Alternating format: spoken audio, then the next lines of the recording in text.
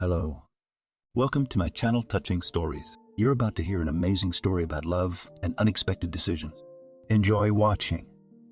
Isabella, I'm already halfway home, Steve said, holding the phone with one hand, clutching the steering wheel with the other. The road is just some kind of horror. I will not return. At the other end of the line, the head physician of the hospital where Steve worked, for 10 years now, begged him to return and operate urgently on a patient with acute appendicitis. Steve already performed one 2-hour operation today. It passed without complications, but it took a lot of strength from him. In general, lately, he often began to get tired. 6 months later, it was already possible to draw up documents for retirement. He had a great experience as a surgeon. But fatigue, along with practice, accumulated and pushed his strength. Isabella continued to coax Steve. Bob Schneider is on duty right now. He will manage without me. Yes, I think appendicitis is within his power. It's high time to start operating without a curator behind you. Yes, I can vouch for him. The guy, though insecure but sensible. Steve turned off his phone and took hold of the steering wheel with both hands. It was the end of November, but today it was snowing like a wall. So the road in the light of the headlights was visible in the period of barely 5 meters, a little snow porridge that had been set up during the day, which by the night, utilities did not have time to clear under the freezing and rustling of broken glass under the wheels of the car. I'm tired of everything, thought Steve. I'll retire and forget the hospital like a bad dream. I travel around the world, see how people live in other countries. Bask in the sun along the beach, on the sand by the sea, drinking cold cola and smoking. Good tobacco. True. For the last year, half the world has been knocked down by a linguist. And the borders were closed. No one has seen the end of the pandemic. The whole wing of the hospital was transferred to COVID. There was not enough oxygen and ventilators for routine resuscitation, and there were less and less free beds every day. And although they turned this prominent wing into a red zone, few of the doctors followed the precautionary measures. In addition, many of them did not believe in the reality of the existence of such a deadly virus. And this attitude seemed to Steve even more strange, since there were more than enough deaths in the hospital. Steve sighed heavily, and he seemed to want to get rid of all this mess. And at the same time, he was afraid of it. Because his thoughts about traveling to warm countries are only naive attempts to convince himself that it is time to retire. In fact, he had no idea how to be free and what to do with himself 24/0 a day without work, at least without lice at times. But still, he still could not imagine his beloved life. He frowned and stepped on the gas a little, wanting to get home as soon as possible. And at that moment, I saw in the color of the headlights from the cave a lunar snowflakes flying towards me, a black figure of police sizes. He slammed the brakes on the car for a grinding sound. Hello. In an icy circle, it turned around twice on its axis and froze. At Poroshina, with snow. Everything that happened was hard to believe. But Steve saw no reason to doubt its reality. He got out of the car and approached the body. It was a girl, in only underwear. Steve felt for a pulse. The heart was barely beating. There were no other visible injuries. Steve looked around carefully. How much did it allow you to see the snowfall within a radius of 10 meters? There was no car from which the girl could fall out as a result of an accident, nor any other reason for her appearance in the middle of a snowy night track. And who drives almost naked in a car? There was no time to come up with any theories. The man was clearly in critical condition. Help the girl should have been provided immediately. Calling an ambulance did not make sense. By the time they arrive, it will be too late. Steve returned to the car, opened the back door, then took the girl in his arms and carefully placed her in the passenger compartment. He turned on the phone and dialed a number. Isabella. How did Schneider start the operation there? Okay, when he's done, tell him not to relax. I'll be right there, I'll need it. No. Something happened to me along the way. I'll tell you later, girl with a craniocerebral. It will be necessary to urgently do a tomography and take all the tests. You may need surgery. No. Isabella is fine with me. I have nothing to do with this. Found it in this state on the road. Anyway, I'll be in the hospital in 30 minutes. I'll explain everything there. Fine. Wait. His heart continued to beat in his chest. If it weren't for the moose, who knows if he would have noticed this girl on the road or would have driven right along it. I would rather not see it. In time, this moose was on the track. If the poor fellow can be saved, she will have to erect a monument to him. Steve turned around and drove in the opposite direction. This time he drove fast, ignoring the snow. So much adrenaline had flowed into his body that he now distinguished every object on the road and controlled himself as clearly as during the most difficult of his operations on the street. Chris was already standing at the front desk with a gurney at the ready. Together with him, they carefully shifted the girl's body on a gurney and went to the tomograph near the MRI room. Isabella and the nurse caught up with them. They briefly examined the girl, reconciled themselves, and took blood pressure from Vienna and did a test. Tomographs revealed a rather serious craniocerebral injury, but it did not require surgical intervention. The bone was slightly crushed. The brain was bruised, but all this is not critical. However, Steve did not like the look of the girl. There were clearly some other reasons for her such a deep fainting, bordering on Cuba. He ordered an ultrasound of the heart and abdomen. It is not known how long she lay on the pavement at -7. The kidneys or liver could be seriously affected. Ultrasound really revealed problems with the kidneys. And this was not caused directly by the cold. It had a reason far in the past. This requires a more thorough examination. But at that moment, it was obvious that the girl's kidneys had failed altogether. Clean the wound, Steve ordered again, and connect it to an artificial kidney. Eat one, said Nurse Marie. Does she have any documents? How can we arrange it? There was nothing with her, Steve answered. That's how I found her. Maybe the police should be called. We'll keep her until the morning. But further without documents, problems may arise. They can, Steve agreed, but we can't take it out into the street. Let's figure it out somehow, and I'm going to call the police myself. What does Isabella say? Never mind.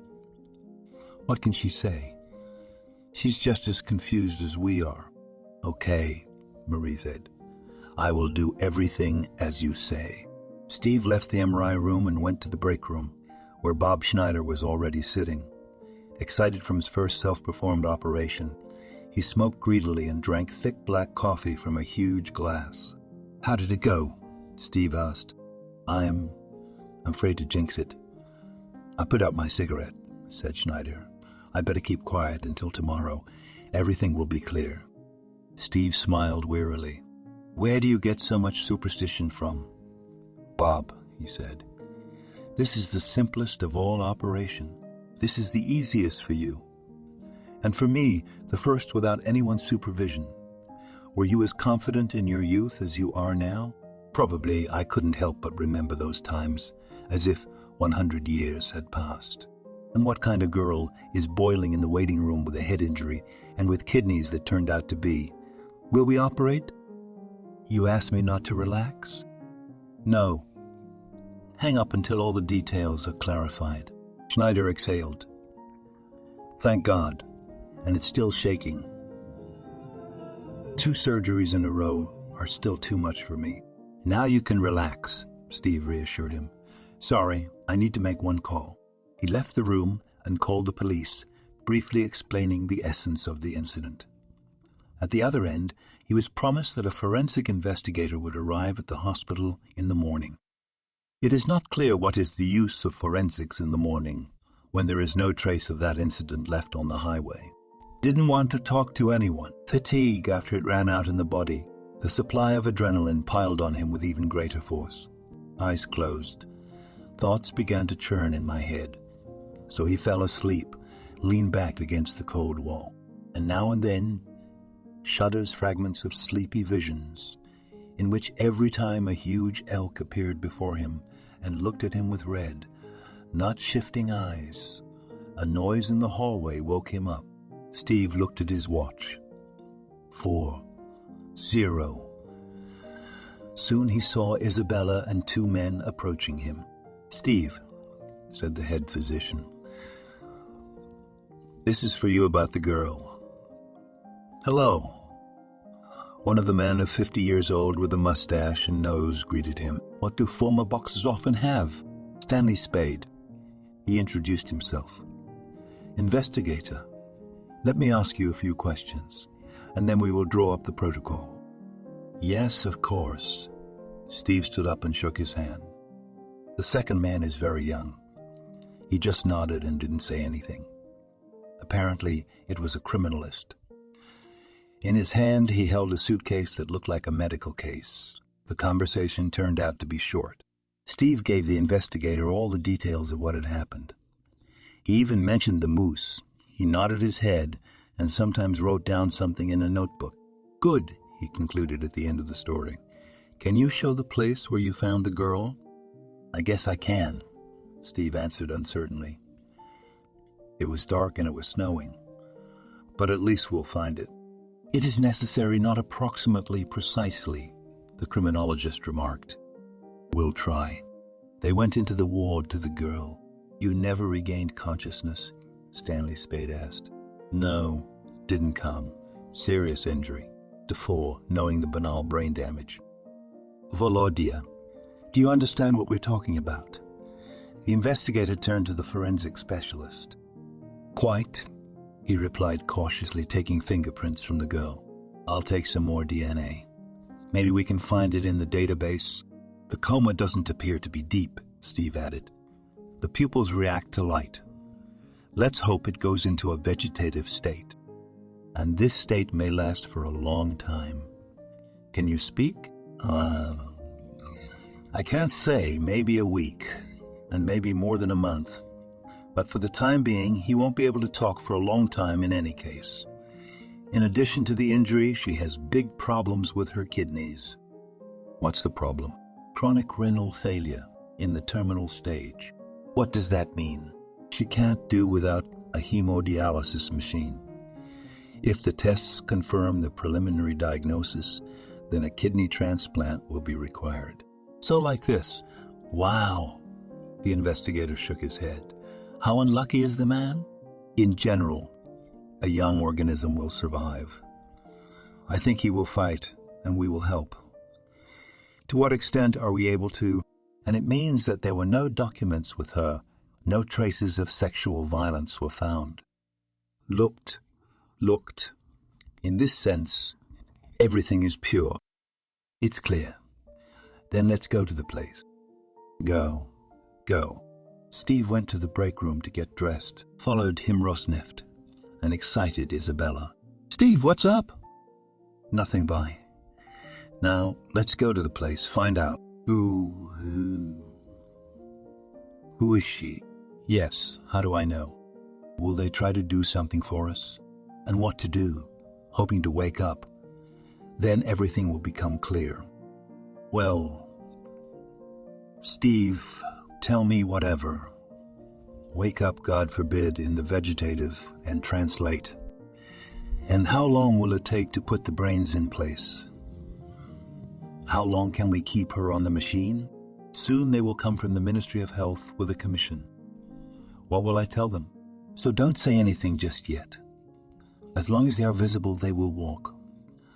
What do they care about this wing? Oh, I don't know, Steve. These will be found. It's not on its own. I have a bad feeling about it. Why are you all so superstitious today? Here is Schneider in the same place. What is Schneider? Come on, Isabella. Everything will work out. Don't worry, Iran. Come with God. Break a leg. Tree sticks. Steve was outraged. He frowned and left the room. The place where he picked up the girl still managed to find. Traces of blood remained on the highway because the public utilities did not have time to clean the road. Rarely passing cars in this place did not place the snow. Those who managed to melt again in the morning. Forensic scientist Tim took all the necessary samples, took measurements and photographed every little thing. Steve even checked the car for traces of a possible accident. "Do you think it's me?" Steve asked, pointing at the forensic specialist with his eyes. "This is how we work, Steve. They themselves must understand. Now it is important to work out even the most incredible of the versions." "Yes, of course," the doctor agreed. "I understand that." At that moment, his phone rang. The number was unfamiliar. "Yes, I'm listening." Steve Smith. Steve didn't recognize the voice on the phone either. "Yes, it's me." "Where are you? Are you okay?" "Who are these?" "Gas, cotton. That's what it's called now. 3 apartments collapsed completely. We are now sorting out the rubble, calling the residents. Thank God there are no casualties. Only the grandmother from the 3rd floor was injured. Still, you'd better come." After the events of that night, Steve was still not thinking well. And now the thoughts in his head refused to work at all. How many events in such a short time? It just didn't make sense. "So, someone else lived with you?" the major asked again. "No, I am alone. But then you're in luck. If they were at home, then the chances of survival would be very small. You must come by. As soon as you can." "Okay, I'll go." Steve stood pale with his phone outstretched. "What happened?" the investigator asked. "It's just impossible to believe," Steve said in an undertone. "Wow!" exclaimed Major. "Victims?" "No, there are no casualties. I need to go home. I can go." "Yes, sure. Just sign the protocol. Are we done talking here?" "Finished," the criminologist responded. "I have no more questions for you," Stanley Spade continued. "Good." Steve took the card and put it in his wallet. "Goodbye. I'll call you by all means." "Goodbye." Steve got into the car, started the engine, and drove home, trying to gather a bunch of uncontrollable thoughts running around in his head. Near the house, a sad picture awaited him. Already from the street, it was clear that nothing was left of his apartment. She completely, along with all the furniture, collapsed on the floor below. His bed, on which he was supposed to sleep that night, stood upright and was presented on the side. Heavy by a stove, the major spoke the truth. Steve had no chance of surviving in this situation. He found Major Decker and asked what he should do now. "They will give you a room in the sanatorium," he said. "You will have to live there for a while. Don't worry about documents and surviving things. Everything that survived will be returned to the owners. You will be contacted when the necessary procedures and investigative actions are carried out. You are going to the administration. If you don't have your passport with you, please bring your driver's license. Everything will be explained to you there. By the evening, you will be in the sanatorium. And these apartments," Steve pointed towards the house, "are they subject to restoration or what?" "I can't say anything yet. The experts will figure it out. The main thing is that everyone is alive. Don't worry. They won't leave you on the street anyway." Steve walked through the offices in the administration until the evening, filling out a bunch of documents to the sanatorium. He got there anyway. His room, although small, had all the amenities except the internet. Even lunch and dinner were free. All the next day at work, he was pestered with questions and sympathy. They even offered to chip in the whole world for a rented apartment if suddenly something goes wrong in the sanatorium. Steve tried to remain calm, assured everyone that he would cope with the problem that had arisen. However, he expressed sincere gratitude for his concern. By evening, he was tired of the bustle surrounding him during the shift in the sanatorium and returning. However, he did not want to, as if he could not put an end to today in the right place. Once every 5, he visited the girl he saved, asking Nurse Marie, did she regain consciousness even for a minute? Marie shook her head and spread her arms. Isabella walked through the wards and corridors darker than clouds. She disliked this whole situation with the new patient more and more every hour. She looked askance at Steve, but said nothing. It made him feel more and more guilty, as if it was he who hit the girl on the road, hid her in the hospital, and then blew up his own apartment. It was gloomy in his soul, and he did not know how to disperse this gloom so that the sun would peep into his life again. Bob Schneider. All day, watching the torment of his mentor, by the evening, he could not stand it and suggested that Steve go to visit him. He lived alone in a Kopek piece 3 blocks from the sanatorium. And Steve agreed. It was necessary to speak out, and Bob seemed like a good and sincere guy. And most importantly, he knew the line that in personal soul-saving conversations should never be crossed. They have been friends for 2 years now, from the day when, after graduating from the medical academy, Schneider, by distribution, came to their hospital to gain the practice of an experienced surgeon. Bob's apartment looked surprisingly comfortable. Beautiful curtains on the windows, a soft turquoise carpet on the floor, a huge plasma TV over a false fireplace, and even an aquarium with colorful fish which Bob immediately went to feed as soon as they entered.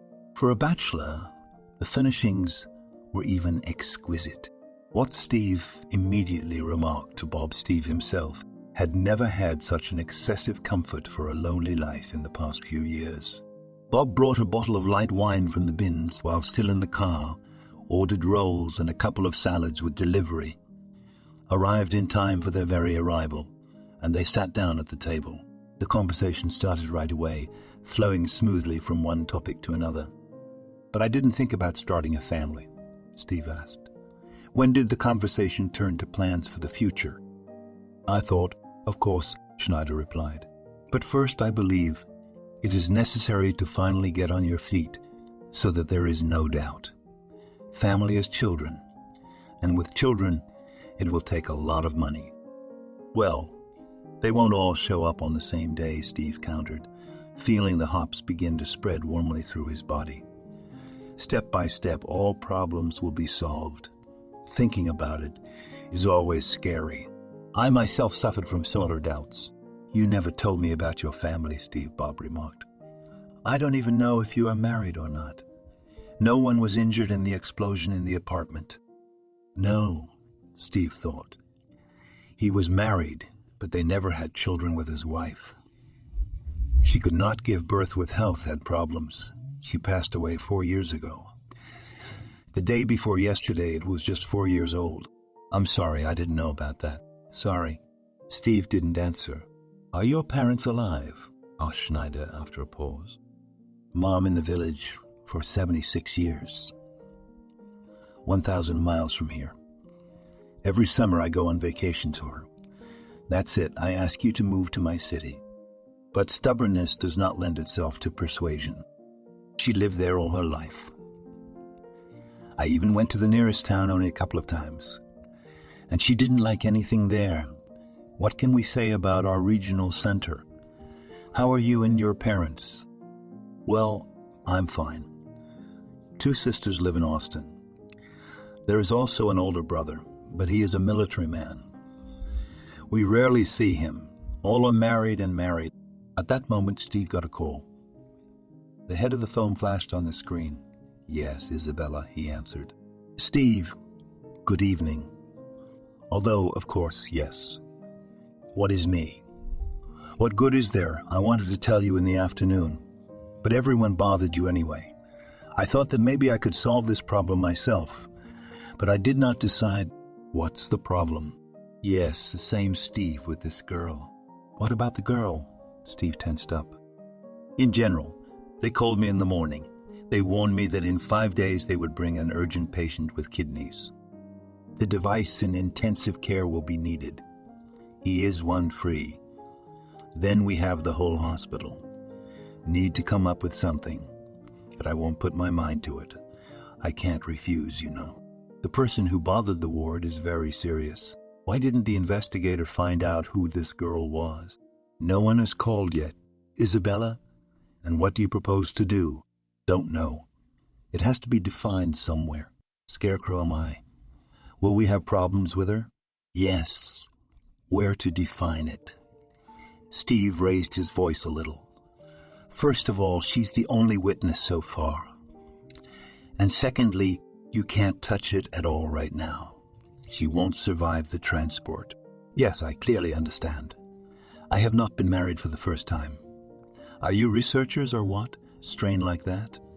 Maybe some relatives will be found? Then we can do the transplant. Steve can't do it any other way. Think. I've already broken my head. Okay, Isabella, I'll think about it. You are not in a hurry yet. Let's find a way out. More, Steve. Look, concluded the head physician, hung up. What's wrong with the girl? Asked Bob when Steve put the phone away. After 5 days, the apparatus must be released. Wait, I'll make a call now. And he found a business card, dialed the investigator. But he didn't have any new information. Neither surveillance cameras at gas stations and strangers didn't fix it in stores adjacent to the highway. There were no reports of a missing person to the police, just like it fell from the sky. Not a single clue or fingerprint was found in the database either, just like her DNA. It must be so.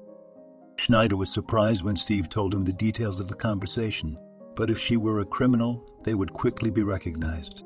And an honest man, if it happens to him, that it's as if there is no one in this world. Steve is the only way out. And what is it? Do a transplant. Done or needed. This is understandable, but where can I find him? Steve threw up his hands. By law, only relatives can become donors. Even a husband or wife is not allowed, but still true. The only way out now is to transport it somewhere. It's just a deliberate killing that I won't let happen. After all, she saved my life, after all. If I had not found her then on the road, I would have ended up under rubble in my apartment. Yes, Schneider agreed. Most likely, yes. Not likely, but definitely. You should have seen what my bed has become. Saved the girl, can you imagine? If it were not for the elk, then I would simply drive along it without noticing it behind the snowfall. It's all so weird. Tell me, who would not believe such a story? And it turns out that all the responsibility for the girl now lies solely on me. Yes, and without logical reasoning, I felt it from the very beginning. And how should we be now? Asked Schneider. And this sounded to us unexpectedly for Steve. Bob unconsciously got involved in this situation, considered himself a participant in it, and for this alone, Steve was filled with gratitude to his friend. That's what Bob decided something for himself. Steve? I spent the night at your place, do you mind? Yes, of course, Steve. Where do you stay behind the wheel now? And tomorrow I'm inclining to the laboratory to Selma. She's been working since 7. 7. What did you think? If all goes well, your help may still be needed. Which? I'll tell you early, while about it. First you need to make a few calls, talk to the right people. Hey, if only everything worked out. But it should be Bob. Steve became more and more inspired. Since fate has chosen me, it cannot turn out to be. Just her laugh, I do not believe.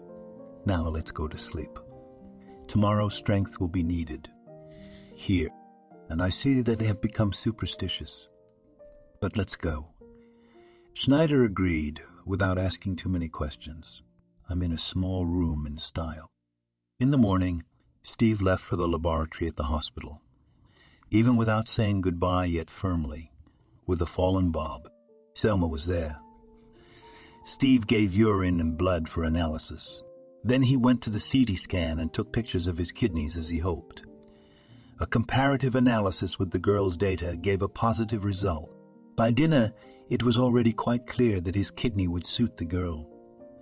The only thing left was to assemble a team of transplantologists and an anesthesiologist in order to organize a transplant in 4 days. Steve himself assisted in liver transplants a couple of times, so he knew a lot about such operations firsthand. For a long surgical practice, he accumulated a lot of debtors in circles where power is concentrated. He helped someone with recommendations, someone with a place in a prestigious clinic, and someone he personally operated on in critical situations.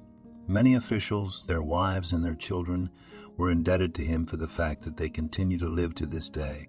Steve never took money for his services, for which he was scolded even by his late wife. Yet they do it. And he never responded with any requests. But now he saw no other way. His friend at the Institute of Transplantology, which specializes specifically in kidneys, agreed to help for a moderate fee, but only if he received guarantees that he would not face any consequences for this. At one time, when the group was distributed, Steve gave way to a classmate in Washington, and he went here. They were only nominal friends. But the debt from Tim, that's what his name was before Steve, remained. I had to call the regional prosecutor, whose son Steve also once helped. The prosecutor, although he broke down a little, nevertheless gave a promise that, as a last resort, he would cover him. Sooner or later, the girl's relatives will still be found, and then it will be possible to work with the papers in a certain way so that everything fits together completely for the inspection of organs. Until then, you need to hurry. A friend of the transplantologists managed to assemble a team, and in 3 days promised to arrive at the site in order to properly prepare everything in the operating room. Schneider also agreed to help. Like Nurse Marie, only Isabella ran around with bulging eyes and a pale face, realizing that in case something goes wrong, she will simply fly off her position. And this is the minimum, and at the maximum, it can generally end up behind bars. She even verbally agreed to such an adventure. Steve did not give, but did not forbid. She obviously told him not to stutter about it in front of her, as if she knew nothing about his venture. She even arranged a vacation for herself, urgently making Steve the temporary acting head physician at the hospital, only with awards by the highest people from the commission. Before that, she quickly ran through the corridors of the wards, gave them a rich dinner in an expensive restaurant, violating the rules. The quarantine of their prescriptions is gone. She even turned off her phone. 2 days later, Steve was waiting for 3 good news at once. Firstly, Tim kept his promise and together with a team of 3 people arrived at the hospital.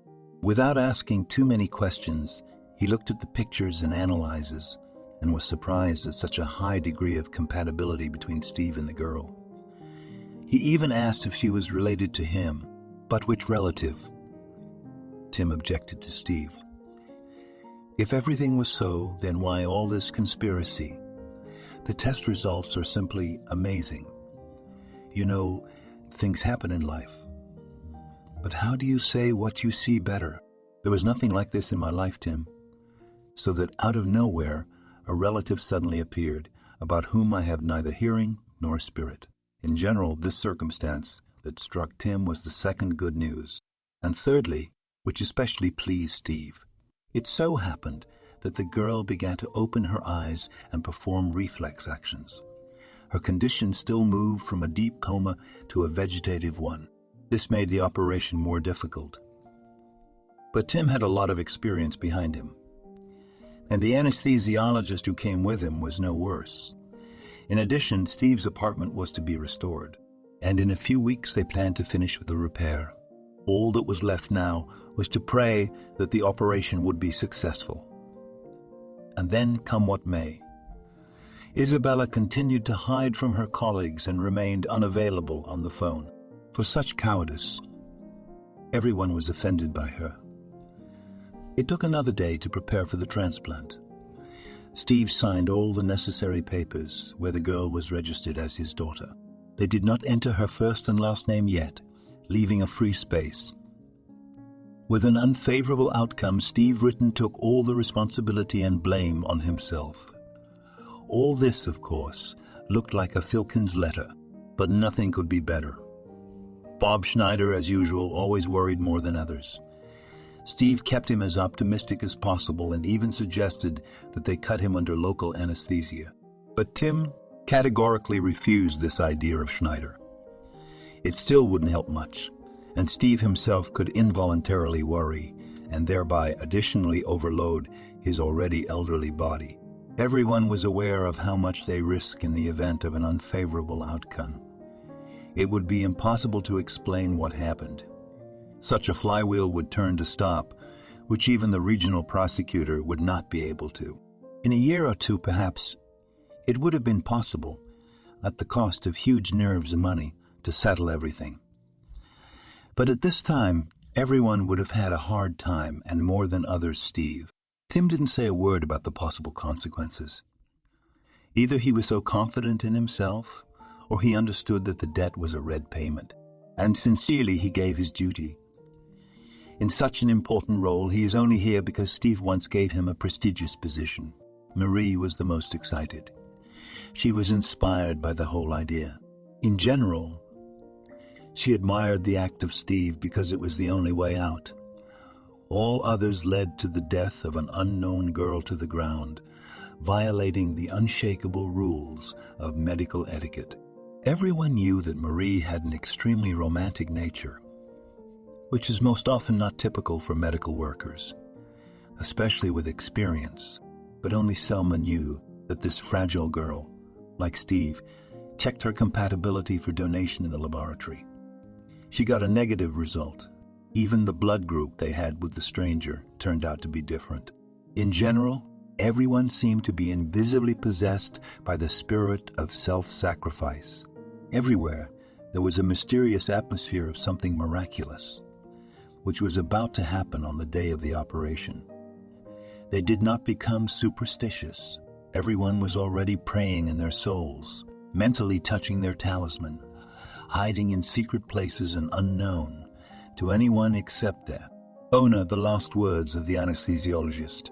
Having bowed Steve, they became intelligible and sounded from afar, losing clear meanings. Steve opened his eyes again to look at Schneider. He was focused and serious, noticing that Steve was looking at him questioningly. He nodded slightly at him. Steve calmed down and fell into a continuous fog. Waking up Steve was painful. Consciousness could not adjust the focus in any way. In the intensive care unit, where a girl was lying on the next bed to the left, the window was open, and there was a noticeable cold in the ward. "Wake up, Steve." The voice that came out belonged to Marie. Steve recognized him. He looked to his right and saw a nurse in a dressing gown with a pink sweater underneath. She looked at him with a smile. So, Steve's words sounded hesitant and hoarse. "Everything went well." "Everything is fine," Marie confirmed and closed the window. "Tim, the operation ended a long time ago. 2-0 ago, the doctor is still here. In the evening they will leave with the brigade. I should call him." Call. Marie left, and after 10 minutes, Tim appeared. "Well, what, Steve? How are you feeling?" he asked straight away. "Yes, I'm normally thinking so far poorly. Never been in the patient's place. Useful experience. What's up with the girl? How was it?" "The condition is stable. The kidney works everything in the sense within the normal range. Complications arose in a slightly different place, in which Isabella will tell you. I just want to immediately warn you not to reproach yourself for anything, no matter how it went on. I knew what I was getting into, and I have no complaints against you and never will. You remember that, and we'll figure it out along the way." "I don't understand." Steve frowned. "What's the problem?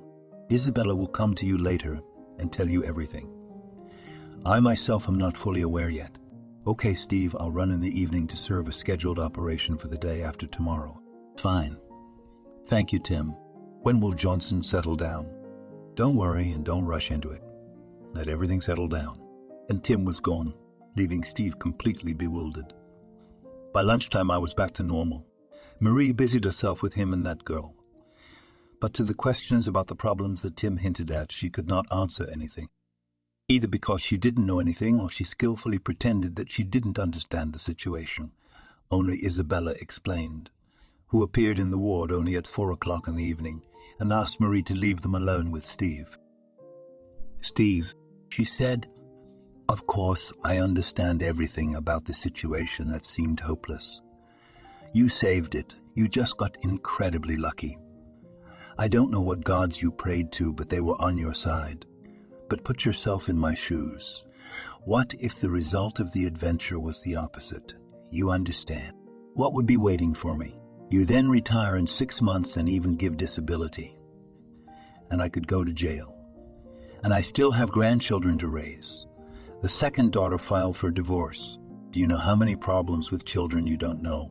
Basically, I couldn't resist, even if you're talking about me. But I won't ask for your forgiveness. Wait, Isabella, interrupted her Steve. I absolutely do not understand what happened. You can be more specific, otherwise everyone explains themselves in riddles. Yes, more specifically, he nodded his head. The head physician I called yesterday to the right place and reported what was happening in my hospital. Couldn't stand it. Nerves completely lost. I did not believe in the successful outcome of the operation. And anyway, what's the difference? Investigators and officials from the Ministry of Health will arrive tomorrow. I want to tell you about it myself, and the answer to them you already hold yourself. So I say that it should not be a surprise for you, and that you should not guess. Where does the wind blow from? I told Tim about everything. He is aware. You can figure out the rest yourself too. Their fate is in your hands. Do you understand how many people you set up with your reckless act? Steve listened to Isabella's long monologue and closed his eyes, surprised that all that was said made no impression on him. The main thing is that the operation was successful, and that girl will live. Now there is no longer any time pressure. Now there will be plenty of time, and he will sort everything out. At that moment, the problem that seemed to Isabella to be an apocalypse seemed to him such a trifle that worrying about it could be postponed until later. He smiled, and a hot tear rolled down his cheek. Well, just blessed Homer, the head physician said in surprise. They went completely crazy. Okay, you smile further, and I went. Come to your senses, and in short, you no longer work for me. I fired you for no longer work for me. Where am I? Sounded from the next bunk. Steve opened his eyes and looked to his left. It was the girl who said it. She does not understand looking around. Where am I? She repeated again and coughed. Gee. The head physician threw up her hands, having already gathered to close the door to the ward behind them. Marie loudly shouted into the corridor. Where are you wearing? Urgently to the room. And Isabella went out, not wanting to take part in the future. Marie came running and rushed to Steve, but he stopped her, pointing to the next bunk.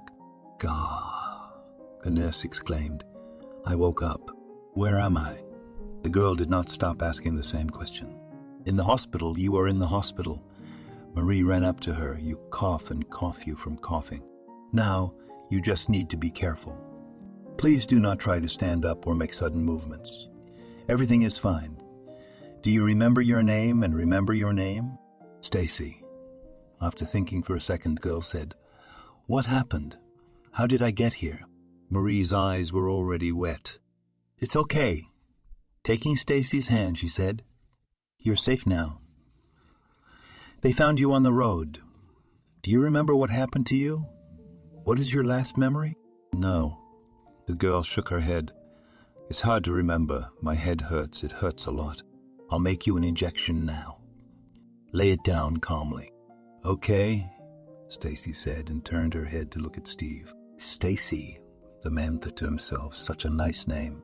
He smiled, looking at the girl, and could no longer hold back the tears. But what does it matter now?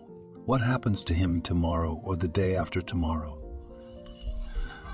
What is all this nonsense? The most important thing in his life happened here and now. 2 more days passed. The euphoria from the successful operation and the rescued girl who came to her senses subsided a little. In its place came care in the form of an investigation team from the Ministry of Health. Having arrived at the hospital from the capital itself, Steve could already get up and walk around the hospital. Moreover, after he was interrogated and taken on his own recognizance, he returned to the sanatorium that same evening.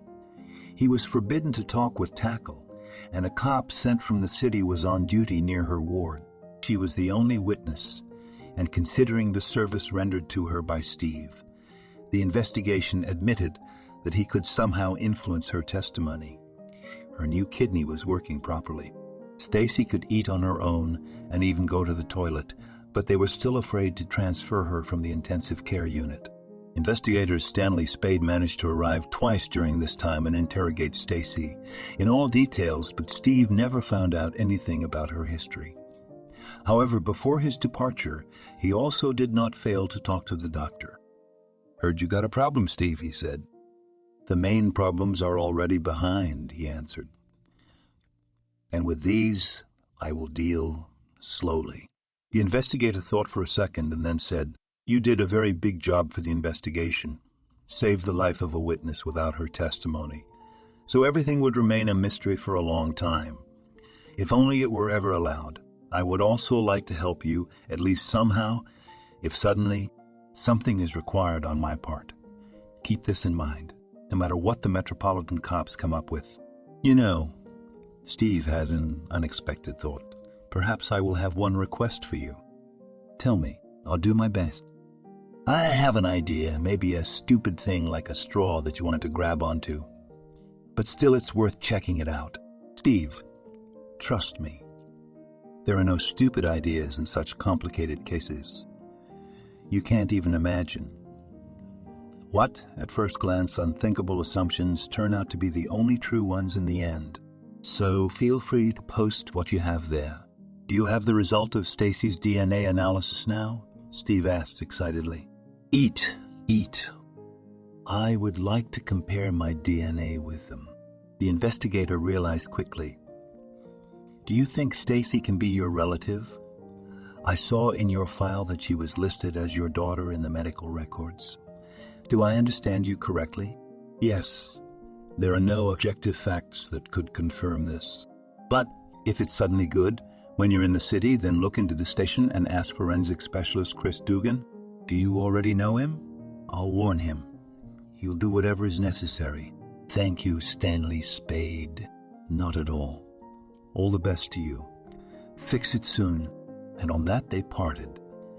As soon as Steve left the hospital, he was overwhelmed by such a heap of cases that for a whole week he could not be distracted by anything else.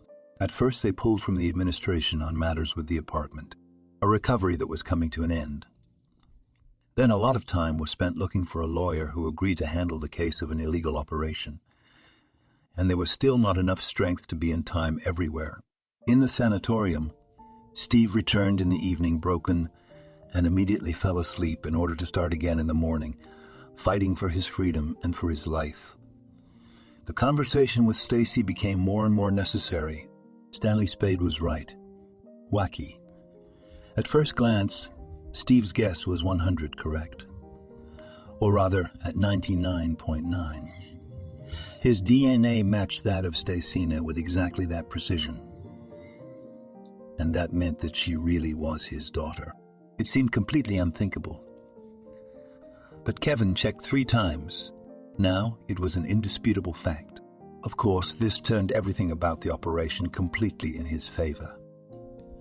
But it was still necessary to make an official request for analysis in an independent laboratory. Attach it to the case. Convince a lot of people. It could take even a year. At least the lawyer tuned into such a period. And yet the black stripe that began on the track when he braked the tired one ended on his way to the moose, and now everything around only blinded the mind with a crystal white tint. And how can you not believe in a miracle? What else can explain this, if not a miracle? But there must be rational reasons. And Steve searched for reinforcements, climbed into the most secluded corners of his past. And he found, in a strange way, it almost fell out of his memory, because he had never before scrolled through that episode that happened 23 years ago. At that time, he and his wife especially wanted to have a child. The wife visited the best clinics, in parallel walking on grandmothers lost in the forests of the villages. Steve became a sincere believer and prayed in the temples of the Almighty to show them his mercy. He lit candles, ordered prayers, spoke with the elders, and with those few who claimed that such a miracle had happened to them. For a while, Steve even became a donor, believing that it would be fair to share with others the opportunity to have children. But his prayers apparently did not reach the Lord, or maybe God had other plans for Steve. In turn, both clinics and grandmothers also turned out to be powerless. Then, it was their last attempt with his wife. They did not return to this issue again, resigned to their position. Later, they even thought of adopting someone. The couple wanted a girl, but did not have time to complete the necessary documents when the wife fell ill and they were not up to the child. That's what Steve remembered in the middle of the night, suddenly with a thumping heart. He jumped out of bed and began to walk around the room from corner to corner, not knowing how to subdue the desire to scream at the top of his voice about his discovery. He grabbed the phone, thinking to call the phone, but looking at his watch, he did not do it. He didn't go to bed until morning, and the first thing I went to Stanley Spade was to get permission from him for admission to the ward to Stacy. Comparative DNA analysis was attached to the case, which was led directly by Stanley Spade and completely changed its course. Therefore, there was no reason to forbid Steve from contacting the witness. And Stanley Spade went to meet him, and Steve went to the hospital. On the way, he bought a beautiful bouquet of flowers and turned everything in his head. What words would he say unexpectedly when he found his daughter and could not find anything sensible? Whatever it is, he decided. In the hallway, Steve came face to face with Isabella. She lowered her eyes and walked past, without even saying hello. Steve didn't have a grudge against her. He just didn't want to think about her for a second. The policeman at the entrance to the ward looked at the permits and let the guest through. Stacy was alone in the room. "Hello," she said softly. "Hello, Stacy," Steve said with a tremor in his voice. "Finally we can talk. How are you?" "Everything is fine. Have you been allowed?" "The investigation is over." "Sorry, I'm not talking about that. First of all, I want to thank you very much. I don't know what I did to deserve such a sacrifice on your part." "Don't, Stacy," Steve interrupted her. "No thanks.